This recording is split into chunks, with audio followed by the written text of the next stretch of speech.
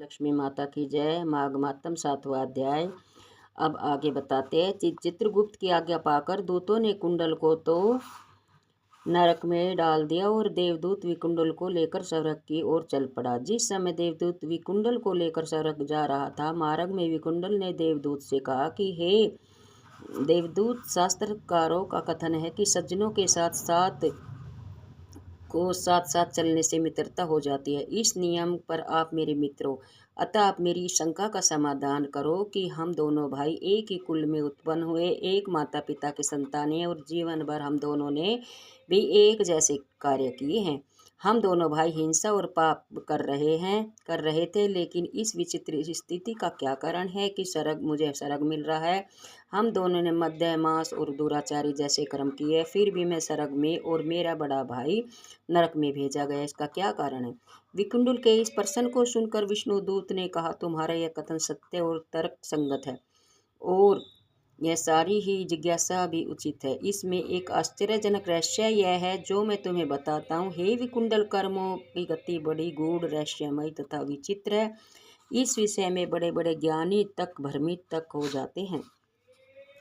मनुष्य अपने अच्छे स्वभाव के कारण अनेकों ऐसे कार्य परोपकार की भावना से प्रेरित होकर करता है जिनका उसे आश्चर्यजनक लाभ प्राप्त होता है। इसी प्रकार अज्ञानतावश मनुष्य से ऐसे भी पाप हो जाते हैं जो उसके घोर कष्ट का कारण बनते हैं।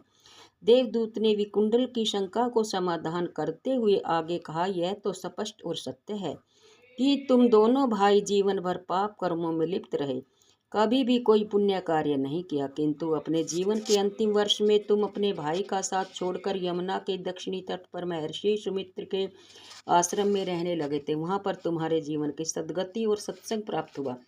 तुम प्रतिदिन हरि कथा श्रवण करने तथा माघ स्नान आदि करने लगे थे। इस प्रकार तुम्हारा जीवन धार्मिक कृत्यों में लगने लगा था, परंतु तुम्हारा बड़ा भाई भीलों के साथ रहकर और भी अधिक हिंसा तथा पाप कर्मों में लीन रहा। तुमने व्रत नियमों का पालन करते हुए विधि विधान पूर्वक माघ स्नान किया, इससे तुम्हारे संपूर्ण पापों का नाश हो गया तथा विष्णु भगवान की भक्ति एवं माघ स्नान के कारण तुम्हें स्वर्ग प्राप्त हुआ। तुमने न तो कोई बड़ा दान किया, न यज्ञ किया और न ही तप किया, फिर भी तुम्हारे स्वर्ग प्राप्त हुआ। इसका तुम्हें बड़ा आश्चर्य है, लेकिन सत्य यह है कि तुमने हिंसा तथा पाप इत्यादि अशुभ कर्मों का पूर्ण का परित्याग करके अपने पूर्व कर्मों का पश्चाताप करते हुए आश्रम में रहकर अपना जीवन विष्णु भगवान की भक्ति तथा माघ स्नान में लगाया।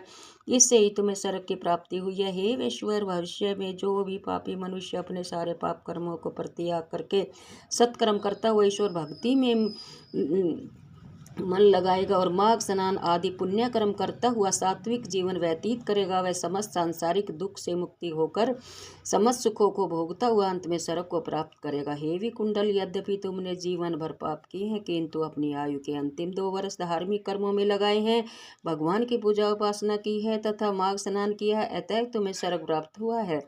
पहली बार माघ स्नान करने से तुम्हारे सभी पाप क्षय गए हैं और दूसरी बार के माघ स्नान से पुण्य प्रताप से तुम्हें स्वर्ग मिला है।